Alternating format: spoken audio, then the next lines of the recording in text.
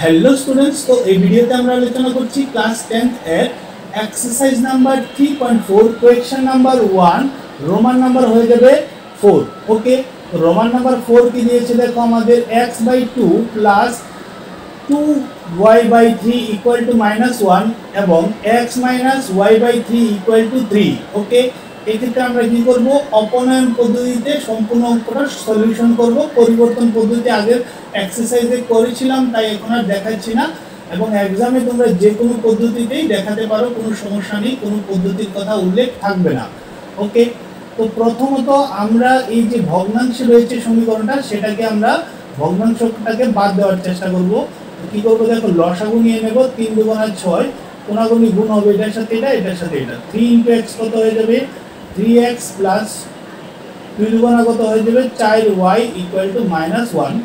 তারপর 1 ধরে নিলাম এখানে, তাহলে কোনাগুনি গুণ আবার হবে, কি হবে দেখো 3x plus 4y equal to 6 কে 6 অর্থাৎ -6। এটা হয়ে গেল আমার ইকুয়েশন নাম্বার 2। এখন দেখো এখানে করব কি, এখানে 1 রয়েছে, তো লসাগু কত হয়ে যাবে 3 কে 3, কোনাগুনি গুণ হবে 3 × x কত হয়ে যাবে 3x minus y K y equal to 3, নিচে 1। তারপর দেখো 1 দিয়ে এটাকে গুণ, এবং মানে 3 দিয়ে 3 কে গুণ, 1 দিয়ে এটাকে গুণ করলে কোনো পরিবর্তন আসবে না, তাহলে যেটা রয়েছে সেটাই লিখবো। আর 3 কে কত হবে 9, এটা হয়ে যাবে আমাদের 2 নং ইকুয়েশন। ঠিক আছে, তাহলে এখন দেখো আমরা 1 নং এর x এর সহগ এবং 2 নং এর x এর সহগ ইকুয়ালি রয়েছে, তো মেলানোর কোনো প্রয়োজন নেই, জাস্ট খালি লিখে নেব 1 নং ও 2 নং এর ক্ষেত্রে। ওকে, লিখব ক্ষেত্রে। তো অপনয়ন পদ্ধতি তো করছি, তাই জাস্ট একটা নিচে এটাকে বসিয়ে দেব। 3x plus 4y equal to -6 এবং 3x minus y equal to কত হয়ে যাবে 9। এখন কি করব আমরা, এখানে কি করব, কি করলে বাদ যাবে 3x থেকে 3x মাইনাস করলে, তাহলে এখানে মাইনাস করব, এখানে মাইনাস লিখব, এবং এখানেও মাইনাসটা লিখে নেব, এটা ক্যান্সেল। আর 4y মাইনাস হয়ে যাবে -y। ঠিক আছে, 4y মাইনাসে মাইনাসে কি হবে +y, আলটিমেটলি কত হবে 5y। কত হয়ে যাবে এখানে 5y ইকুয়াল টু -6, আর আমরা করছি কি মাইনাস, হ্যাঁ রয়েছে কি 9, -6 প্লাসে মাইনাসে -9, মাইনাসে মাইনাসে প্লাস হয়ে যাবে, এবং কত হবে -15 হয়ে যাবে। ওকে, তো এখানে লিখে নেব -15।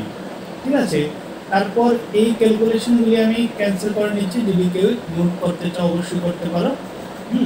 তো আমি এটা রাফ করছি।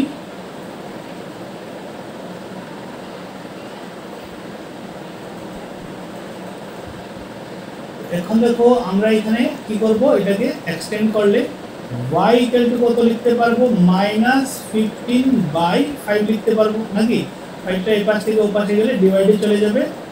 y ইকুয়াল টু 3 কে 5 থেকে 5, 3 × 5 = 15 অর্থাৎ -3। -3 হয়েছে আমাদের आंसर, হ্যাঁ y এর মানটা। ওকে, তারপর এখন আমরা কি করব, 1 নং সমীকরণ অথবা 2 নং, তোমার যেটাতে কমফোর্টেবল হয়। তো এবার 2 নং এ বসাচ্ছি, বাকিগুলো 1 নং এ বসিয়েছিলাম, তো 2 নং এ বসিয়ে দেখব। ওকে, লিখব কি 2 নং সমীকরণে y ইকুয়াল টু -3 বসিয়ে পাই। ওকে, তো 2 নং সমীকরণটা কোনটা তোমরা দেখতে পাচ্ছ এখানে, এইটা হচ্ছে 2 নং সমীকরণ। এখানে জাস্ট y এর জায়গায় কি করব -1 বসাবো, সরি -3 বসাবো। 3x মাইনাস y, y এর জায়গায় কি বসবে, y এর মান -3 ইকুয়াল টু 9, বাদ বাকি সব কিছুই সেম থাকবে।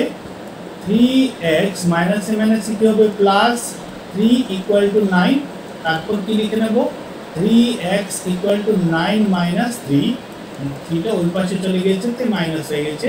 3x ইকুয়াল টু প্লাসে মাইনাসে মাইনাস করলে কি আসবে 6, এবং x ইকুয়াল টু 6/3 কাটাকাটি করলে 2, অর্থাৎ x ইকুয়াল টু কত 2 হবে। ক্লিয়ার সবাই? তাহলে আমাদের আনসারটা কি হয়ে গেল দেখো, y এর মান হচ্ছে -3 এবং x এর মান হচ্ছে কি 2। এভাবে আমাদের প্রত্যেকটা মানে এই কোয়েকশনের চারটা সম্পূর্ণ রোমান ছিল, সবগুলি করে নিয়েছি। তারপর দেখবো কোয়েকশন নাম্বার, পরবর্তী কোয়েকশনটা। ওকে,